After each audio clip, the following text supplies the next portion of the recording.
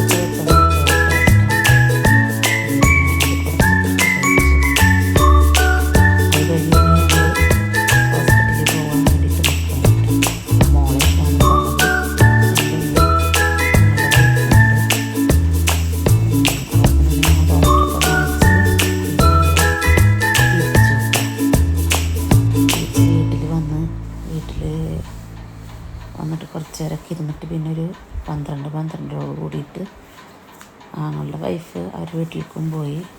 ഞങ്ങൾ ഇങ്ങോട്ടും ഞങ്ങൾക്കൊരു ഇവിടെ കട വീട്ടിൽ ഒന്ന് പെരുന്നാളല്ലേ, അപ്പോൾ ഞങ്ങൾ അങ്ങോട്ടും വന്നു കേട്ടോ. അപ്പോൾ അത് ഞങ്ങൾ വീട്ടിൽ വന്ന് നോക്കുമ്പോൾ ചിക്കനൊക്കെ അവൾ ഉള്ളിലൊക്കെ വാട്ടി മസാലയൊക്കെ ആക്കുന്നുണ്ട്. അപ്പോൾ കഴിച്ചിട്ട് പോവാന്നൊക്കെ പറഞ്ഞു. അത് വേണ്ട, ഞങ്ങൾക്കൊന്നും ഒരു സദ്യ ഉള്ളതല്ലേ. അങ്ങനെ ഞങ്ങൾ നേരെ എൻ്റെ ഹസ്ബൻഡിൻ്റെ വീട്ടിലേക്കാണ് ഇട്ട് പോണത്. അവിടെ നല്ല അടിപൊളി നാടൻ സദ്യ ഉണ്ടാക്കിയിട്ടുണ്ടായിരുന്നു. സാമ്പാർ, അവിയൽ, മോര് കറി, എല്ലാ ഐറ്റംസും ഉണ്ടാക്കിയിട്ടുണ്ടായിരുന്നു. അതിൻ്റെ പുറമെ നെയ്ച്ചോറും ചിക്കൻ റോസ്റ്റ്, ബീഫ് റോസ്റ്റ് എല്ലാം ഉണ്ട്. അതിൽ ഉപ്പേരി, മോര് കറി, എല്ലാ സ്പെഷ്യലും ഉണ്ടായിരുന്നു. ഞങ്ങളത് അവരോട് പ്രതീക്ഷിക്കാണ്ട്, ഞങ്ങൾ മാത്രമല്ല കേട്ടോ, ഞങ്ങളുണ്ട്, അനിയൻ്റെ ഫാമിലി ഉണ്ട്, ഇക്കാടെ പെങ്ങളും ഫാമിലി അവരെ മക്കളുണ്ട്. പിന്നെ പ്രതീക്ഷിക്കാണ്ട് ഇക്കാടെ ഫ്രണ്ട് വരും എന്ന് പറഞ്ഞിട്ട് അവരുണ്ട്. അവരവിടെ പോവുക തോന്നണം. അങ്ങനെ അവരും ഉച്ച നേരത്തെ തന്നെ അവരെത്തിപ്പെട്ടിട്ട്. അപ്പോൾ നമുക്ക് ഒന്നാം പെരുന്നാൾക്ക് നമ്മൾ ചിക്കൻ ബിരിയാണിയൊക്കെ തിന്നിട്ട് നമുക്കൊരു മട്ടിപ്പന്നല്ലേ.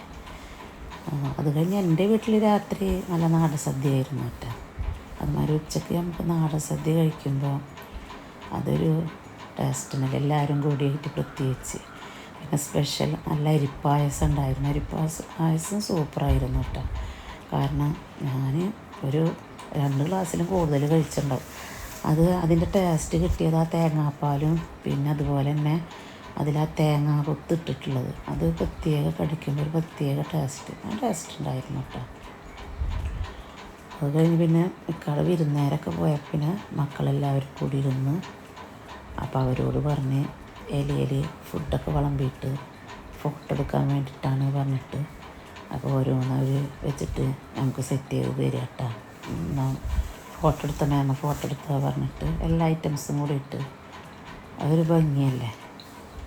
പിന്നെ ഞങ്ങളതൊക്കെ കഴിഞ്ഞ് ഒരു 4 മണിയൊക്കെ ആകുമ്പോൾ ചായയൊക്കെ കുടിച്ച് അവിടുന്ന് ഞങ്ങൾ നേരെ ഞങ്ങളോടൊക്കെ തന്നെ പോന്നിട്ട്. പിന്നെ എൻ്റെ വീട്ടിലേക്കൊന്ന് പോകാൻ മക്കൾ സമ്മതിച്ചില്ല. പിന്നെ ഒരു 5-5:30 ആയി നോക്കുമ്പോൾ എൻ്റെ ആങ്ങളെയും എൻ്റെ താത്തയും കൂടി വന്നു. നമുക്കൊന്ന് പുറത്ത് പോവുക പറഞ്ഞിട്ട്.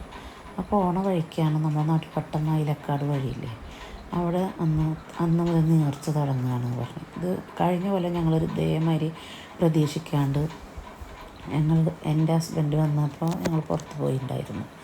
അങ്ങനെ തിരിച്ച് വരുമ്പോൾ ഞങ്ങളവിടെ കയറിയിട്ടുണ്ട് കേട്ടോ. എന്നിട്ട് ഞങ്ങൾ രാത്രി ഒരു 9-9:30 ആയ കാരണം പിന്നെ ഭക്ഷണമൊക്കെ കഴിച്ചിട്ടാണ് പോകുന്നത്. ഇത് ഞങ്ങൾ അവിടെ കയറിയില്ല, ഞങ്ങൾ തിരിച്ച് വരുമ്പോഴാണ് കയറിയത്. ടൈം ആയിട്ടില്ലല്ലോ, ഒരു 5-5:30 ആയിട്ടുള്ളൂ. പോത്തിന് മഴ പെയ്യൽ തുടങ്ങി. അപ്പോഴാണ് പിന്നെ മക്കൾ പറഞ്ഞത് ബിയ്യം കായലുണ്ടെന്നോ, അവിടെ നിന്ന് നമുക്ക് പോയി നോക്കാമായിരുന്നു. പക്ഷെ ഞങ്ങൾ വിചാരിച്ച് ബിയ്യം കായലിൻ്റെ അവിടേക്കൊന്നും എത്തിയില്ല.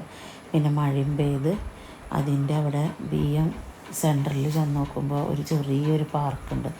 അവിടെ എന്തോ ഒരാൾക്ക് 30 രൂപയ്ക്ക് തോന്നുന്നു. അത് പിന്നെ വെറുതെ ഒരു ചെറിയൊരു ബ്രിഡ്ജ് പോലെയും കണ്ടു. അവിടെ ഒന്നും ഞങ്ങൾ കയറിയില്ല. ഞങ്ങളതിൻ്റെ മേലെ പാലത്തിൻ്റെ മേലെ നിന്നിട്ട് കായലും തോടുകളും ഒക്കെ നിന്ന് അതൊക്കെ കുറച്ച് നേരം നിന്ന് കണ്ട് മക്കൾ കുറച്ച് ഫോട്ടോസൊക്കെ എടുത്ത് ഞങ്ങൾ വീണ്ടും അവിടുന്ന് ഒരു 6:30 കൂടിയിട്ട് ഞങ്ങൾ അവിടുന്ന് തിരിച്ചു വിട്ടാൽ കണ്ടില്ലേ. അങ്ങനെ പാടത്താണ് അവർ തോണിയൊക്കെ ഇട്ടിട്ട് മീൻ പിടിക്കാനൊക്കെ ആയിരിക്കും. ഇപ്പുറം ഭാഗം കായലും, അവിടെ നല്ല തോണി അവിടെയും കാണാനുണ്ട് കേട്ടോ. ഭംഗിയുണ്ട് അതിൻ്റെ മേലൊക്കെ നിന്നാൽ.